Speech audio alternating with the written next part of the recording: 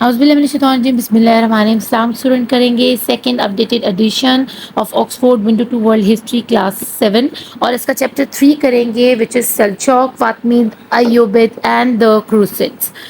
اس کا جو first topic ہے وہ ہے Seljuk empire which is 1037 to 1194 CE Christ era کے اندر ہی. اور یہ اس کی ٹائم لائن آپ نے ساتھ ساتھ یاد رکھنی ہے. Origin of Seljuk ترکس.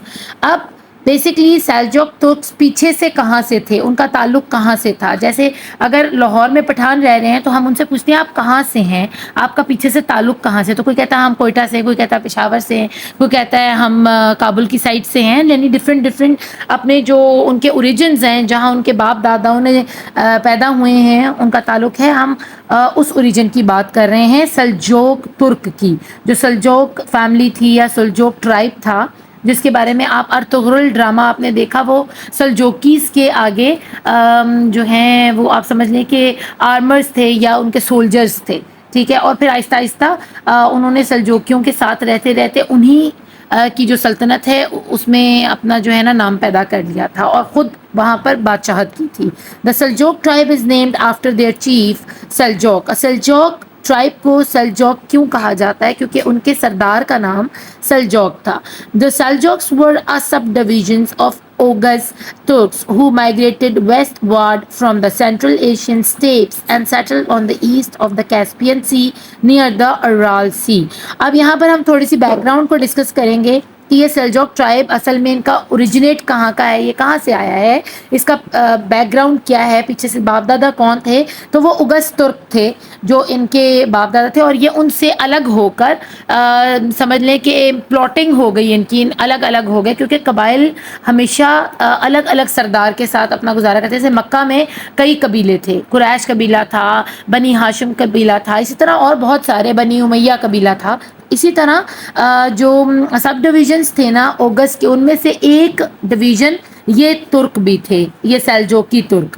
اور یہ مائگریٹ کر کے آئے تھے کہاں سے؟ اصل میں اوغز رہتے تھے ویسٹ وارڈ کی طرف سے دوسری ایریا کے اندر، اور یہ وہاں سے مغرب کی طرف سے مائگریٹ ہو کر وہاں سے ہجرت کر کے آئے ہیں سینٹرل ایشین گراس لینڈز کی طرف. اسٹیپس کس کو کہتے ہیں؟ گراس لینڈ کو کہتے ہیں. STPPES مینز گراس لینڈ، یعنی جہاں پر زیادہ درخت نہ ہوں لیکن گھاس بہت زیادہ ہوگی، کیونکہ وہ ماؤنٹینیس ایریا تھا لیکن وہاں درخت کم تھے اور گھاس زیادہ تھی جو کہ چراگاہیں ہوتی ہیں. اور وہیں یہ سیٹل ہو گئے ایسٹ میں آ کر. کس کے نزدیک؟ دو سیز ہیں وچ از کیسپین سی اور ارال سی. اور کیسپین اور ارال سی میں سب سے بہترین جو سملیرٹی ہے وہ یہ ہے کہ they both are landlocked. یہ دونوں چاروں طرف سے ان کو زمین میں بند کر کے رکھا ہے، یعنی یہ کسی بھی اوشن کے ساتھ کنیکٹڈ نہیں ہے. اگر ان کے اندر کوئی شپ چل رہی ہے تو وہ کیسپین سی کے اندر ہی چکر کاٹتی رہے گی، وہ کسی اور اٹلانٹک اوشن، پیسیفک اوشن،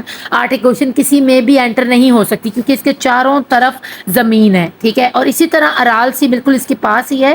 اور اس ویسے بیسکلی ارال جو ہے ایک لیک ہے، واٹر ریزرویئر ہے بہت بڑا، اور اس کو سی کا نام دے دیا گیا کیونکہ وہ لیک سے کافی حد سے زیادہ بڑی ہے، تو اس لیے اس کو سی کنسیڈر کیا جاتا ہے. لیکن یہ اگین لینڈ لاک سی ہے کیسپین سی کی طرح، اور تھوڑے تھوڑے فاصلوں پر ہی ہے.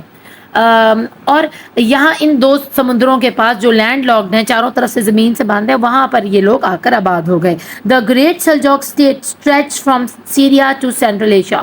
اور پھر یہی سلجوقی ٹرائب آہستہ آہستہ اتنا بڑا، اتنی پرورش پائی، اتنا اسٹریچ ہوا، اتنا پھیلا کہ یہ شام سے نکل کر سینٹرل ایشیا تک پہنچ گیا. ٹھیک ہے. تو ہمارے پاس یہ جو فلیگ نظر آ رہا ہے آپ کو، یہ ان کے فلیگ کا جو ہے لوگو ہے ان کی امپائر کا، سلجوقی امپائر کا. اور ڈبل ہیڈڈ اس کے اوپر جو ہے نا دو سر والی ایگل بنی ہوئی ہے. ٹھیک ہے. یعنی ایگل کو انہوں نے دکھایا کہ بڑا ایکٹیو جانور ہوتا ہے، بڑی دور سے اپنے شکار کو آسمان کی بلندی سے دیکھ لیتا ہے اور پکڑ لیتا ہے اور کبھی مس نہیں کرتا اپنا شکار. تو انہوں نے کہا ہم ایگل سے بھی زیادہ ڈبل ہیڈ والی ایگل ہے ہماری، یعنی ہم اس سے بھی زیادہ تیز ہیں. ہم شکار کو ایسے شکار کرتے ہیں کہ اس کو خود پتہ نہیں چلتا کہ وہ شکار ہونے جا رہا ہے. تو the Seljuks were the first to bring Islam to this region. اب سیریا اور سینٹرل ایشیا میں اسلام لانے والے کون ہیں؟ یہی سلجوقی tribe. The Seljuk served as soldiers in Bukhara in the service of Samanids. اب سامنیڈز یا سمانینس جو تھے وہ ایرانی سنی ہیں، ٹھیک ہے، اور یہ پرشین اسٹیٹ تھی جہاں پر دہقان ریجن ہے، یہ دہقان ایران کے علاقہ ہے، دہقان نام ہے اس کا، اور وہاں پر یہ سنی اسٹیٹ تھی یا یہ ایرانی تھے بخارا میں. آگے سمانڈس جو تھے، ٹھیک ہے، اور وہاں پر آپ کو پتہ ہے شیعہ بھی ہیں اور سنی بھی ہیں وہاں پر، لیکن یہ لوگ جو سامنڈس جو ہیں ان کے جو سولجرز تھے، ان کی جو آرمی تھی وہ یہی سلجوکی ٹرائبس تھے، ٹھیک ہے، کیونکہ یہ بہت بہادر تھے، بہت باڈی سے اسٹرانگ تھے، فزیکلی اسٹرانگ تھے، اور بڑے اچھے لوگ تھے، یہ بڑے نیک لوگ تھے. تو ایرانی سنیوں نے ان کو اپنی آرمی میں ایز اے سولجر سرو کرنے کا موقع دیا.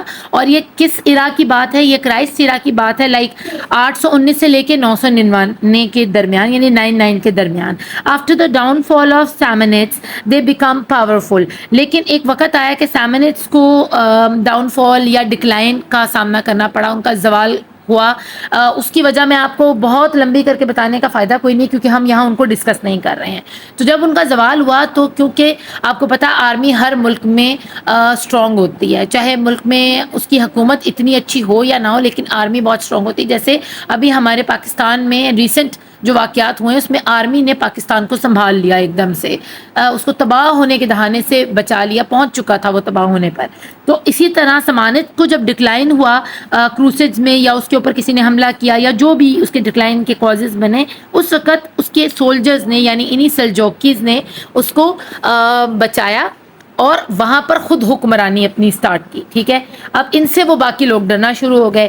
ان 1035 CE سلجوک گرینڈ سن.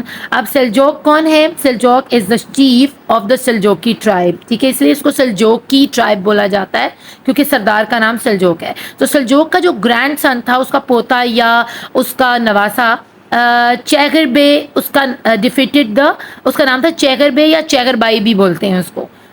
اس نے ڈیفیٹ دیا غزنویز کو. جو غزنویز ہیں ہمارے آپ میں پڑھا ہوا ڈائنیسٹیز یہ ساری پڑھی ہوئی ہیں.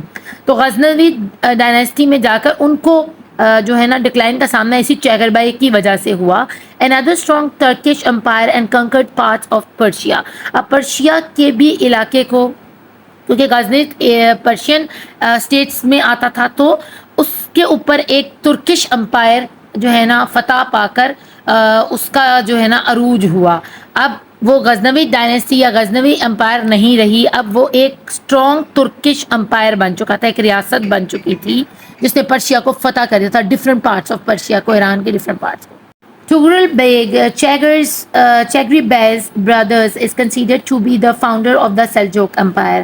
اب اس سلجوک امپائر کی جس نے بنیادیں رکھی، جو مین بانی تھا، وہ کون کنسیڈر ہوا؟ یہی چیگر بائی، اور تغرل بیگ جو کہ چیگر بائی کا بھائی تھا، ٹھیک ہے. اور اسی نے سلجوک امپائر جو کہ چیگر بائی نے ڈیفیٹ کیا تھا جب غزنوی کو، تو جو امپائر کی بنیاد رکھی، ریاست کی بنیاد رکھی، ترکش امپائر کی بنیاد رکھی، وہ چیگر بائی کے بھائی تغرل بیگ نے رکھی، ٹھیک ہے. اور اسی کو فاؤنڈر جانا جاتا ہے سلجوکی امپائر کا.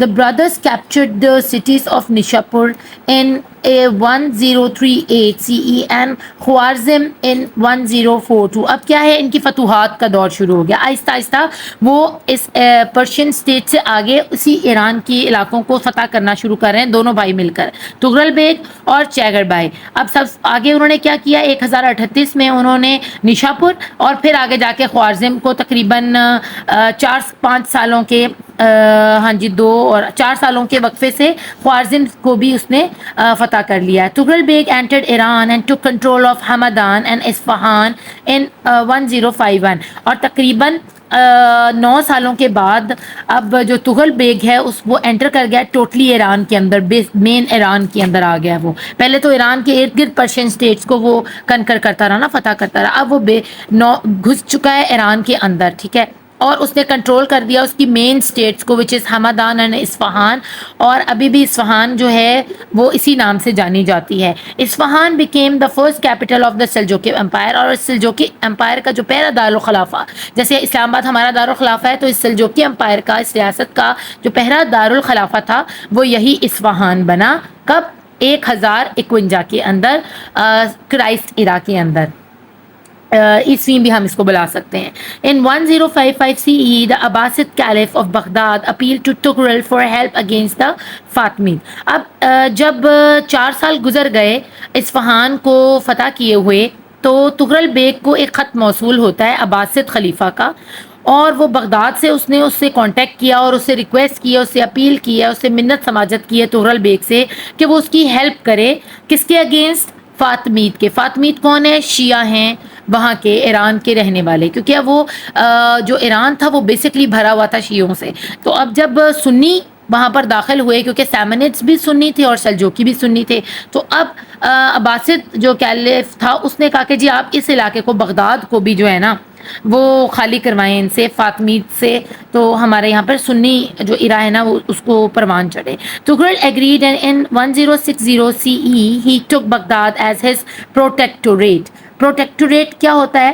کہ وہ اس کا محافظ بن کر وہاں پر آ گیا. ٹھیک ہے کہ مجھے کیونکہ عباسد کیلف نے کہا ہے، عباسد خلیفہ نے کہا ہے کہ میں اس کی پروٹیکشن کروں بغداد کی، تو میں اس لیے اس کا محافظ بن کر بغداد میں انٹر ہو گیا، اور میرے حکم کے علاوہ یہاں چڑیا پر نہیں مار سکتی. ٹھیک ہے. He was awarded the title of Sultan by caliph, اور اس وجہ سے تغرل کو سلطان کا لقب ملا اسی عباسد کیلف سے. اور اس نے کہا کہ تم سلطان کون ہوتا ہے؟ بادشاہ. ٹھیک ہے. تو بادشاہ کا لقب ایک خلیفہ نے اس کو دیا کہ تم واقعی بادشاہ ہو. آگے ایلپ ارسلان.